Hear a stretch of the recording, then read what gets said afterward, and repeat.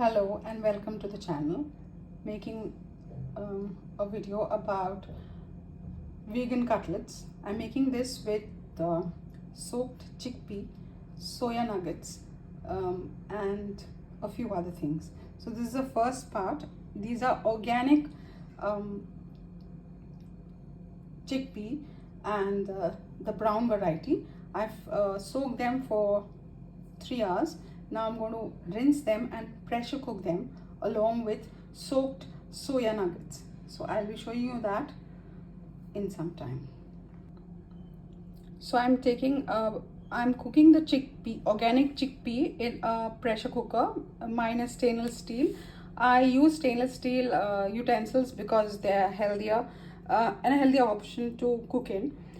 The reason I chose brown chickpeas is because they are extremely nutritious and better than using the white kabuli channa that we call in India, and or the white chickpea that is generally used all over the world. This is organic, so it has less chemicals, and two, it's extremely tasty.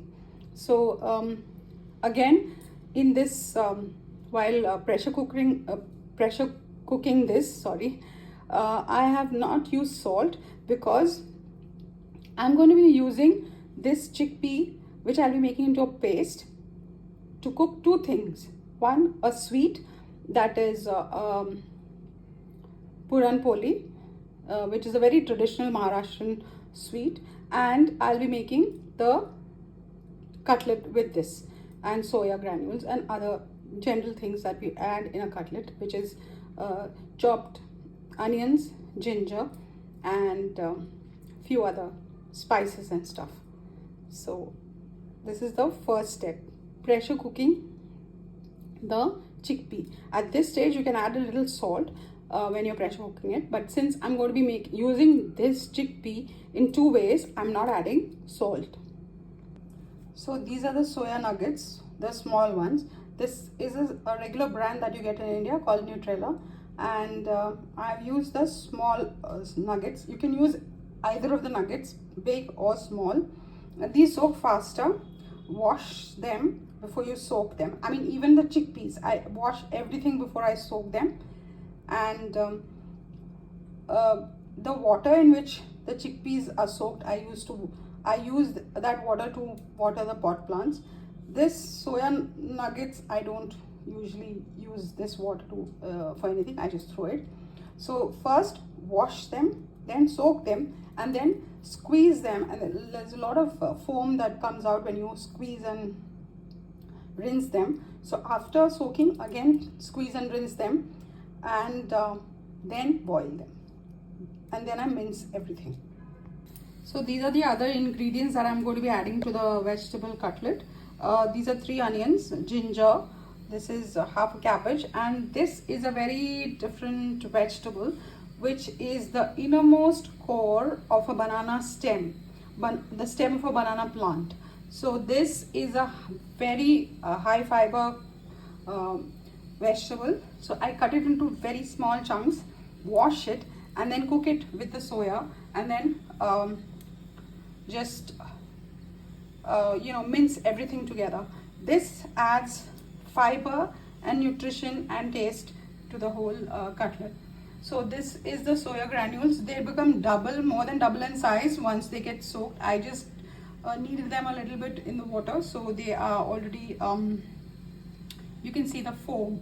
When you knead them and you wash them, they foam a lot, but these soya chunks are full of protein and an excellent way to have a vegan protein. Okay, so I can also add garlic. I think I'll add a bit of garlic also, garlic and green chilies, but I'm avoiding green chilies because it's very hot here in India now.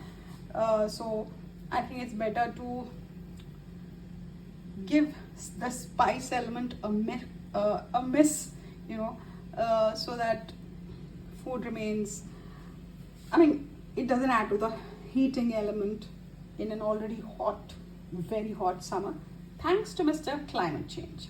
Okay, so these are the other ingredients that I'm adding.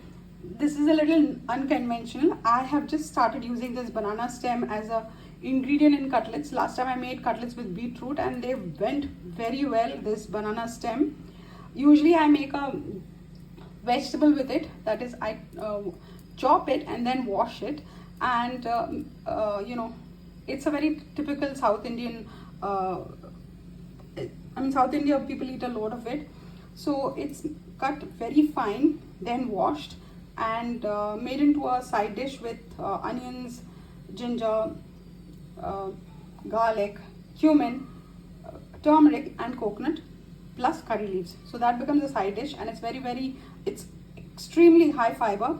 So this is a very good thing to eat. So every time a banana plant flowers and the bananas are cut and taken down, they chop off the plant totally.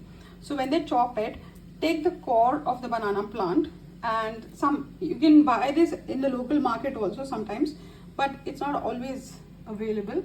If you go to rural markets, this banana stem is available, but not so much in urban areas, which should be actually, because it's anyone who has a farm, a banana plantation, can definitely be selling this too. And it's value for money, and it's extremely fibrous and good for health. So the second thing I'm pressure cooking today is the soya nuggets, which have soaked and are totally fluffy and double in size. A tad bit of salt I'm adding while pressure cooking it, and the water that was left over from pressure cooking the chickpeas, in that little amount of water I am pressure cooking the soya nuggets.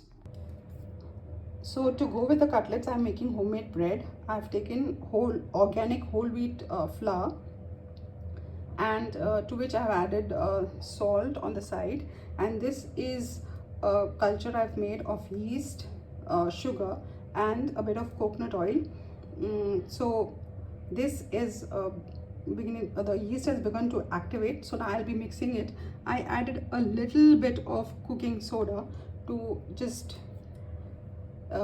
hasten the process of activation and fermentation of the flour.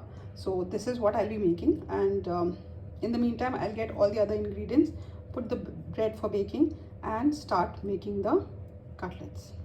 So I have kneaded the dough, and now I'll keep it for fermenting, and in the meantime I'm getting the other ingredients of the cutlet ready.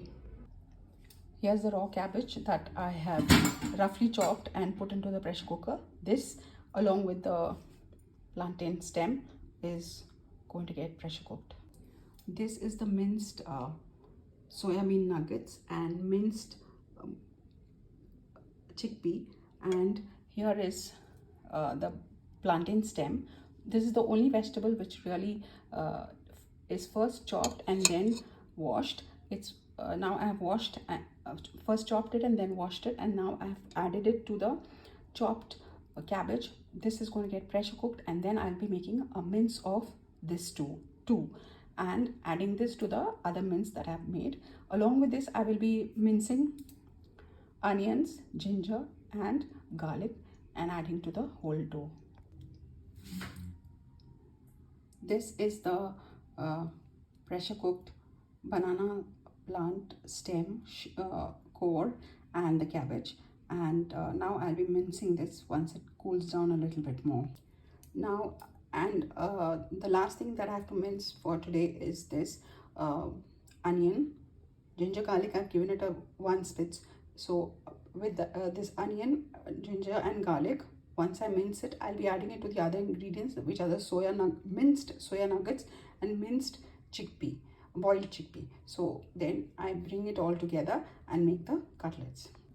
Finally, all the ingredients for the cutlet have come together. This is the paste of banana stem and cabbage. This is a bit of turmeric.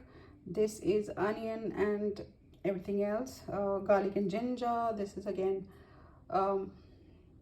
banana stem and cabbage. This is minced soya nuggets. This is minced chickpea, and now I'm going to bring this together and start making the cutlets. And the dough has risen quite well, so that is also going to be simultaneously going into the oven. This will be like shallow fried with very little oil, the cutlets. So this is the dough which has risen quite well, and I'll be putting it in for baking in another 10 minutes. So when I start frying the cutlets, this will go in for baking. It takes around 20 minutes to bake. I put it on a baking sheet, so it is like a thin focaccia kind of a bread with you can make it a sandwich with the cutlet. So this is the bread dough which is risen well. So this is the bread that is going to go into the oven, and it's risen well, but I have flattened it and made it into a like on the sheet, baking sheet. And this is the rest of the dough which has become double in size, and if you can see the aeration in the dough. So this is going to go in, and so are the cutlets which are getting made. So I have put the cutlets for making, and the bread has gone into the oven. So this will need one more round of turning, and the aroma is excellent. So this is dinner tonight, bread and cutlets. Vegan, totally vegan. This is round 2 of cutlets we made. They are better, and they're not breaking, but I added a little bit of semolina to it. And this is the first round, which is very tasty and good. This is the bread that I've made, and this is the back part of the bread, which is nice. It's fluffed up and it's nice and brown. The color is looking a little different on the video, but this is good. These are the cutlets that are done, and they are looking good. And they didn't disintegrate this time, so mission accomplished. You can call them burgers, vegan burgers, or you can call them cutlets. They are the same, and high protein, high fiber vegan food ideas. So this is the third time that I'm making the vegan cutlet or burger or whatever you want to call it. This I have used very little, bare minimum oil. It's turned out really well, and it's not sticking to the pan absolutely, and it's turned out. I even put the lid so that it becomes crispier and fully cooked. So this is and the aroma is excellent. It's the ginger, garlic, onion, and all the other vegetables that have gone into this. It's highly nutritious, high fiber, and high protein. So do try this vegan cutlet burger, or like in Hindi we would call it tikki. So do try it and let me know how you found this recipe. So this is the last shot of the bread. So this is dinner tonight, bread and vegan cutlets. I hope you like the idea, vegan food idea that I've showcased today, and I hope you do try it. Do let me know, and thank you for viewing.